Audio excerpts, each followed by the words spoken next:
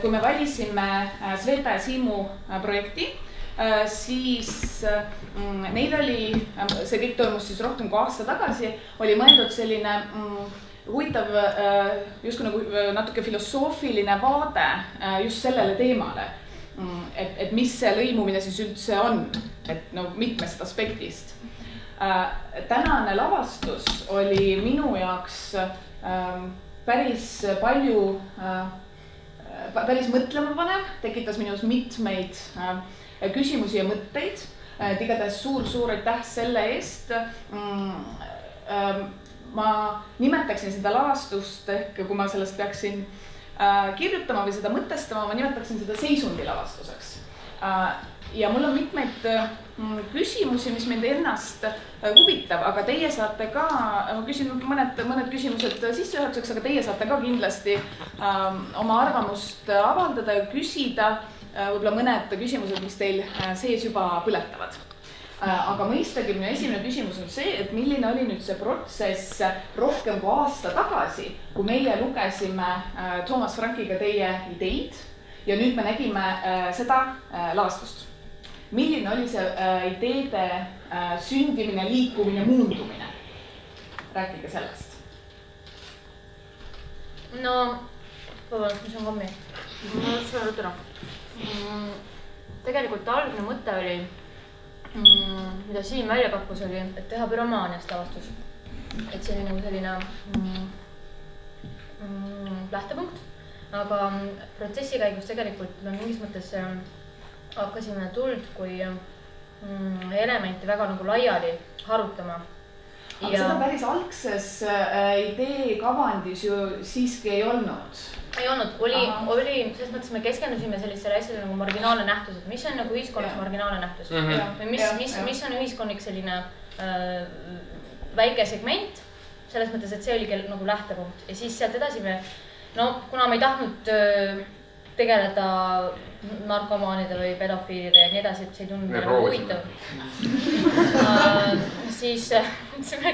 Siis tulime sellise asja peale nagu Pyromaania, sest et me kumbki ei tea sellest mitte midagi ja mul on alati tuli kui element väga sümpaatne olnud. Aga protsessi käis pika peale tegelikult, mis hakkas iseenesest juhtuma, oli see, et sellist marginaalset nähtusest me kuidagi liikusime suuremate või selliste aktuaalsemate ja võib-olla igavikulisemate, kuigi see võiks ülmallikuni mõelda, selliste narratiivide peale.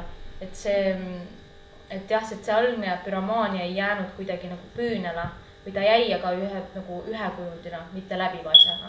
Sellepärast, et pika peal saime aru, et tegelikult meid Pyromaania kui selline ei huvita, see on haigus nagu, lihtsalt see on võib-olla erandlikum haigus võib-olla või midagi, millest ei räägita nii palju või ei teata sest nii palju, aga tegelikult jah, et me liikusime kuidagi väga sujuvalt suuremate teemade peale.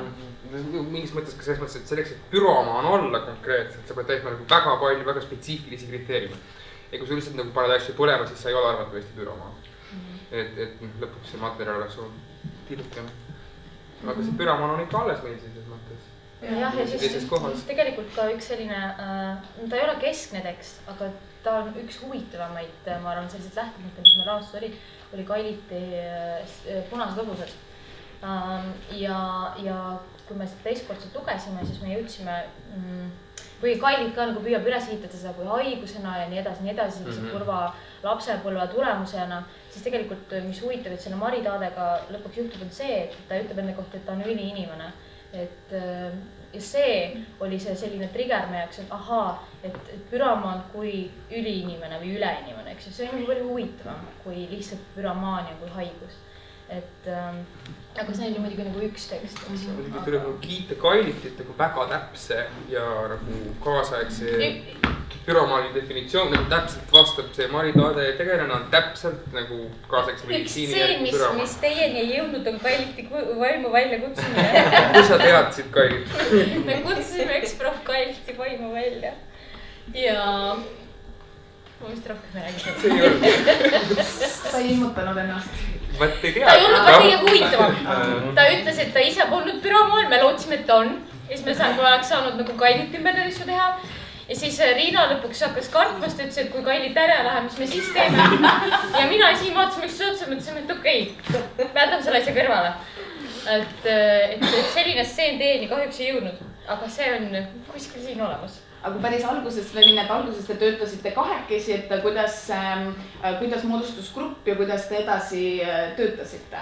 Tegelikult me saime oktoobris kõik kokku, et selles mõttes, et meil oli sellised iga kuu oli üks kohvik nii-öelda, kus me viiksime maha, meil oli igal ühel ülesanne, et selles mõttes, et siis me nagu mõtlesime, et kuidas me saame iga nädal oli või?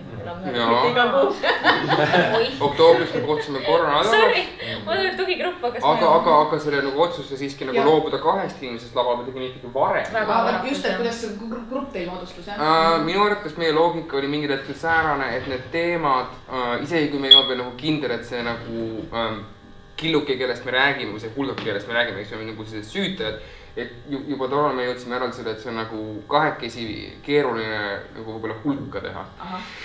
Et võiks me rohkem inimest. Plus naine ja mees laval kahekesi on alati, see on liiga tugev jälle selline sümbol, et selles mõttes, et sinna on väga lihtne hakata romantilisi konnotatsioone nagu juurde, et seda me ka ei tahtnud. Ja siis me leidsime, et okei, et aga võtame veel ühe naise ja mehe siis. Pere või nii? Jah, see on pere! Siis ei ole mees ja naine.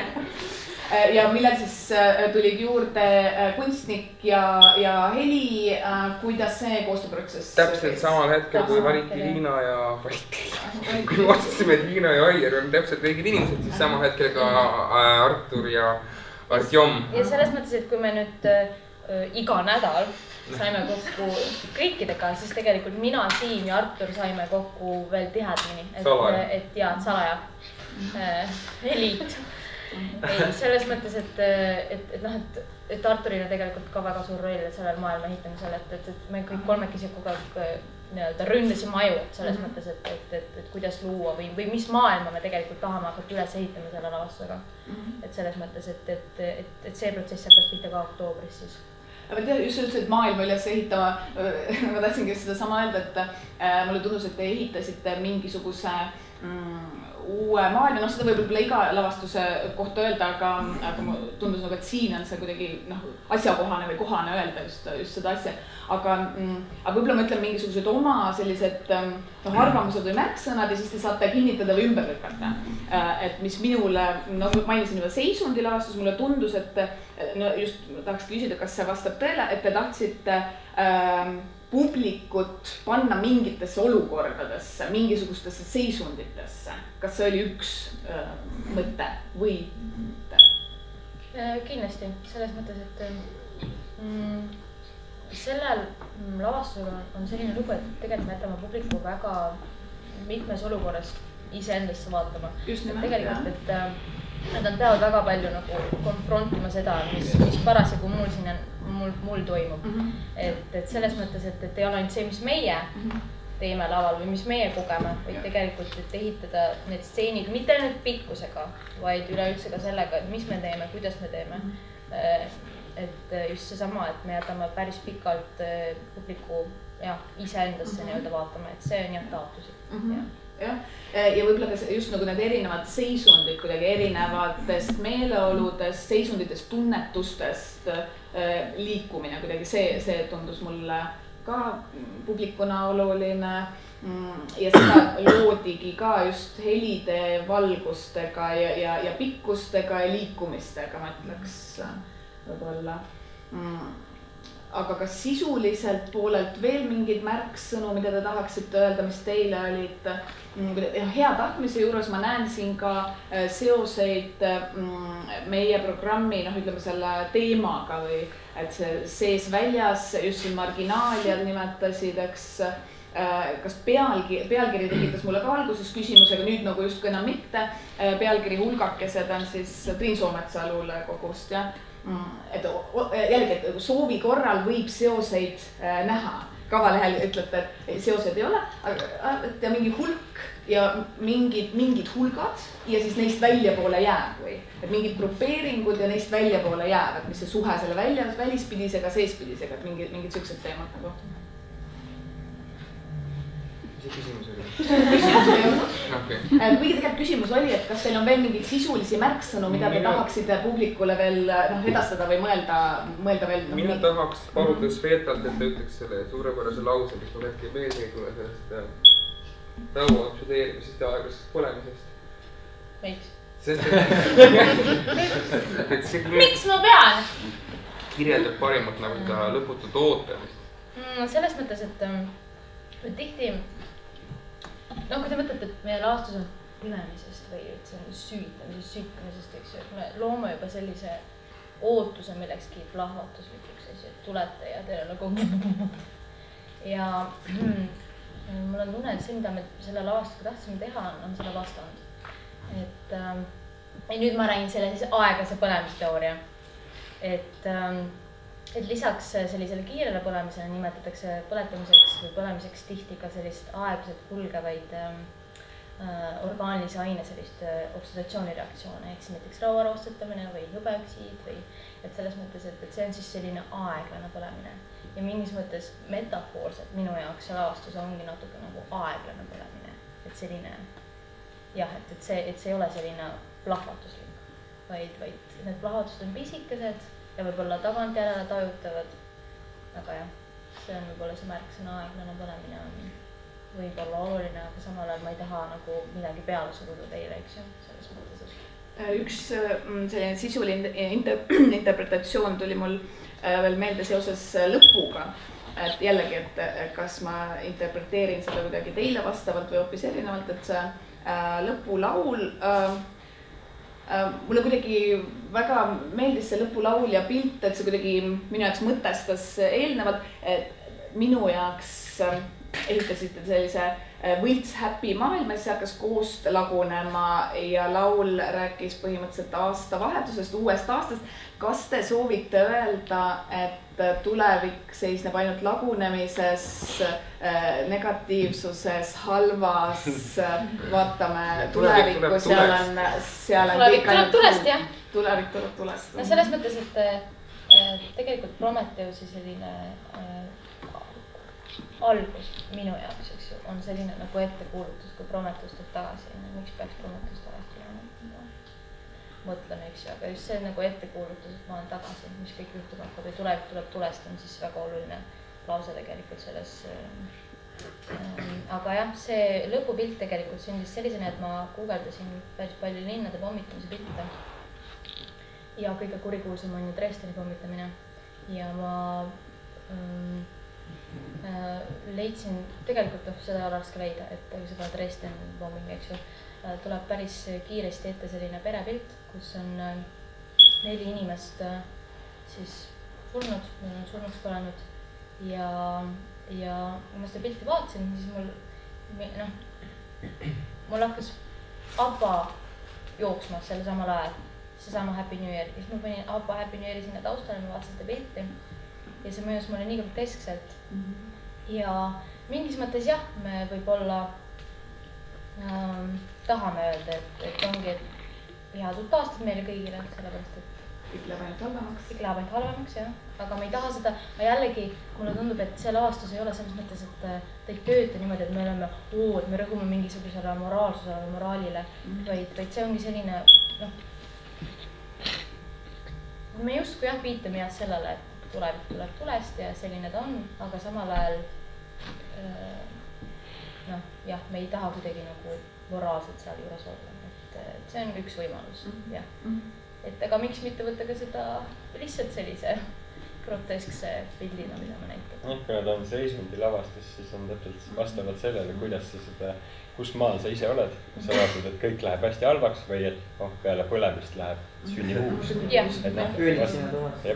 Vastavalt sellele, kuidas sa ise oled. Kas teil midagi põleb sees? Tahate midagi uurida, küsida? Kõik on selge. Minu küsimus, et kas te neid tossumasinaga suitsuandurid ei tahtnud põlema panna või uilgama kuidagi panna? Uilgasid? Sa uilgasid vahepeal? Nii väga vähe, ma mõtlesin, võib-olla kuulme. Siis oleks pidanud Esikal. Esikal juhtus meil nii palju õnnetusi nendega, et täna meil nagu let's cut this shit nagu. Selles mõttes, et esikal meil juhtus nii palju ähvardu sellega, et mingid asjad kerisid edasi, kuigi ei pidanud kerima ja see oli niivõrd ebameeldiv, et isegi meil hakkas halb. Et kuigi meie eesmärk on, et publikul hakkas halb, et meil hakkas halb ja me ei saanud edasi minna mingite stseenidega, et selles mõttes me mõtlesime, et täna meil oli, teeme natuke vähem. Aga okei, me võime järgmine jälle rohkem teha. Minu arust see oligi nagu mõte jah, vaata, et oleks nagu ähvardav, et sa tead, et see võimalus on nagu olemas. Aga sa ei tea, sest see juhtub. See võimalus ongi olemas. 2 andurit hakkasid täna ka tööle, aga nad olid natukene rahulikuma heliga. Üleeile piisas ainult 1 ja minutist ajast. Kui sul väga halvaks läks olemine juba, et see vast olenevad. Aga te saate ju selle katkestada. Ja aga nagu nõuab oma kohta ja oma aga sulle kohe ei saa seda. 50 andurit sa pead ikkagi leidma selle üles. Päriselt see paranoiline situatsioon. Kui sul 2 tükki juba teeb samal ajal, siis mul tuli veel märksõnu, kandsin märksõnu kirja ka, aga mul tuli meelde see, et mul seal nagu lemmikpilt selles lavastuses oli just see, kui te panete aeglasti järjest neid suitsuandureid maha, siis see minu jaoks mõjus kui pommid või granaadid kuskil väljal, oligi miiniväli ja siis just see ohutunne, et seda ohutunnet ehitasite juba algusest peale üles, et see oli ka üks märksõna, et seisundilavastus, aga üks nendest kindlasti sellise ohu teadvustamine või selline ohu ootus või ohu kartuseks, et sellega ka ja siis kui nad hakkasid undama seal vahepeal jah, et kas tõesti kõik hakkavad undama, et jah. Võib-olla see juhtub kunagi. Ma loodan, et see ei juhtu mitte. Viimase lõppenud. Mingi küsimus? Küsit võib-olla ühe seeni võtta siis, et kas need olid hukkuvad päästemeeskond või kuidas see pidi nagu olema see? Mõtlesin ka vaata lukkuudest. Oota, mis? See tuletõrjujate. See on sulamine. Aga tules sul on. Aga vaat see on see, et nagu, mis see sinu jaoks oli selles mõttes, et ma tean, mis see minu jaoks on ja ma tean, mis see nende jaoks võib olla, eks ju. Aga kui ma ütlen sulle ära praegu, siis see ambivalents juba nagu muutub väga kitsaks. Õiget või valet ei ole. Mis ei öelnud mulle väga mitte midagi selles nagu terves rivistikus. Kui teised asjad veel läksid kuidagi kokku, siis see on midagi, mis nagu lihtsalt kuidagi minu jaoks nagu ei sobi, ma tahaks selle välja võtta. Aga see on okei. Võta oma mõttes välja. Selles mõttes, et see on okei. Alati võid pole silmad kinni vahepeal ja oodata.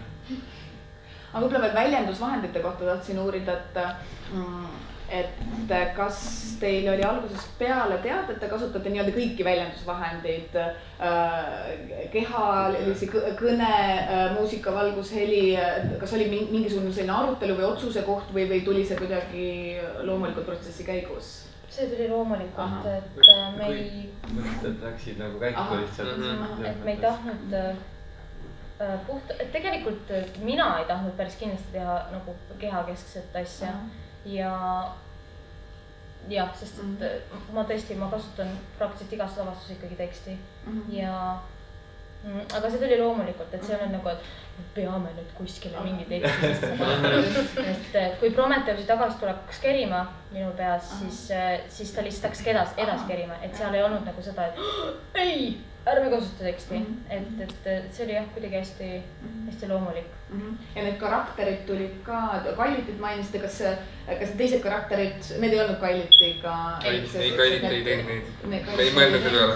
Kõiges pole süüdi. Et see oli ka proovide käigus, et see nii-öelda, mulle mõjus see nii-öelda A-rühmana, et istuvad koos. See oli üks esimesi ülesande vist tegelikult meil, kui me pidime igaüks minema koju ja tulema järgmine tagasi nagu mingi superhero visandiga. Tule välja oma aga ainus tingimus oligi see, et sul peab olema bürokineesvõime. Et see, et midagi sealt tulega, et mis mingis mõttes ka juba limiteeris, aga jah. Küsimus mõte, mina sain oma küsimused küll küsida. Kas teil on veel midagi südamel praegu? Kas midagi jäi küsimata? Kas mina võin küsida Pulma käest? Nii huvitav, kuidas mis tunne teil oli seda tikutood oli kõik käes, jah? Kas see tekitas mingid mõtteid? Kas see oli, et nagu you have only one chance, sest et seal oli üks tikk, et nagu think wisely? Jaa, see on üks mõte ja. Aga kui ma nüüd paneks põlema. Sellepärast, et täna oli võrreldes esietendus oli täielik vaikus ikka, siis täna ma kuulsin, et seda potentsiaali oli õhus palju rohkem. Seda avati rekkedest. Ma ei mõtlenud, kas sa olid pannud kellegi ekstra neid tikke liigutama sinna, see oli väga hea touch. Ei no siin ma ise ka tundsin, et täna see... Tundsid täna huvi pimeduses, mis toimub, mis neil kätte on antud? Mind ajas väga naermas, ma kuulsin mingisugune asi käima. Mis toimub? Aga kas teil endal oli nagu sellega seoses mingi ootus või mõte või lootus, et kas keegi teeb midagi? See ongi nii ja naa, selles suhtes, et selle vastu kunagi ei saa, kui see tuleb. Aga kas see kostüüm on valmis selle jaoks? Me ei ole proovinud siia, kas see praegu... Ma olen endale alati jätnud. See on sünteetiline heigin. Mina olen päris heigin. Ei ole, see on plastikus. See on plastik. Plastik heigin.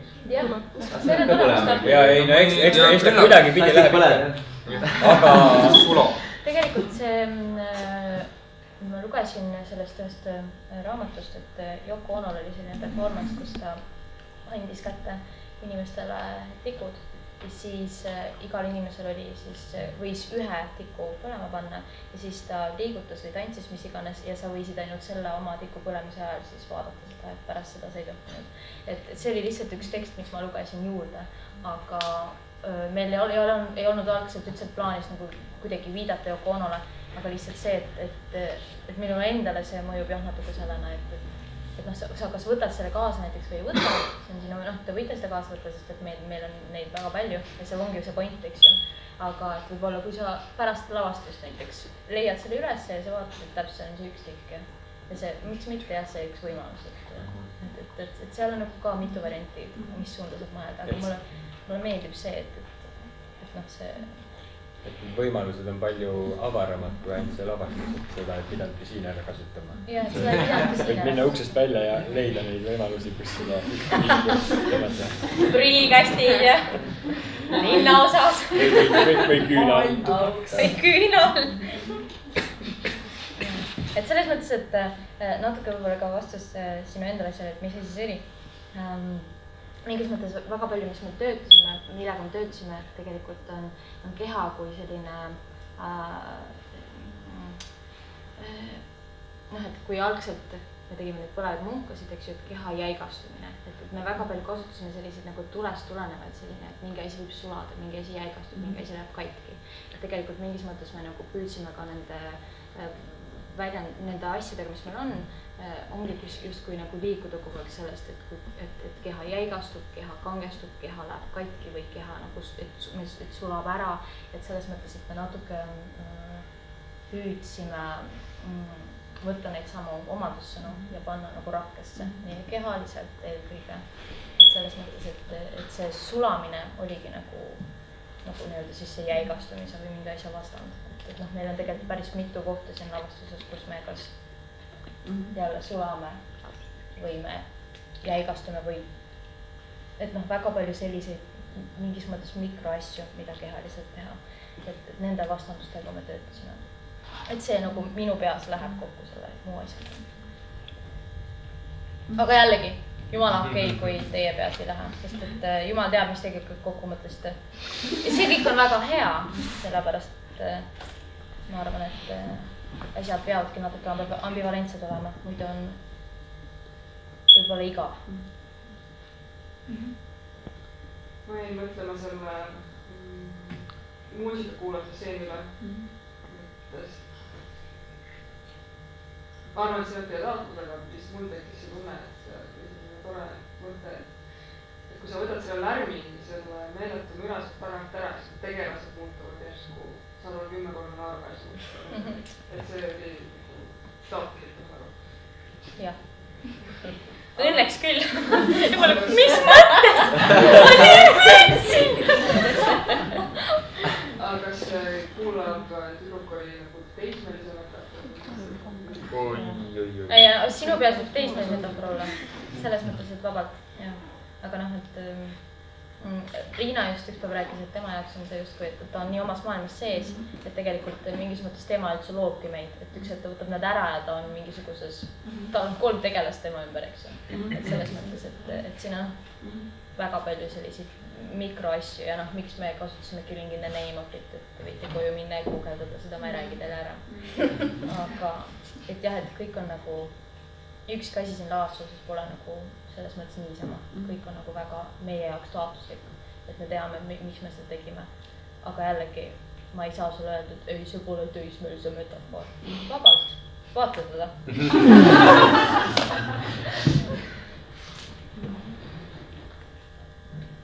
Kas on veel küsimus? Ei ole? Ei ole küsimusi, rohkem kommentaare. Aga siis ei jää muud üle, kui suur aitäh teile öelda. Jah, saime väga palju huvitavaid vastuseid ja mõtteid. Ma arvan, et väga mõtteid tekitav ja jätkame mõtete rodu koduteel. Suur aitäh teile!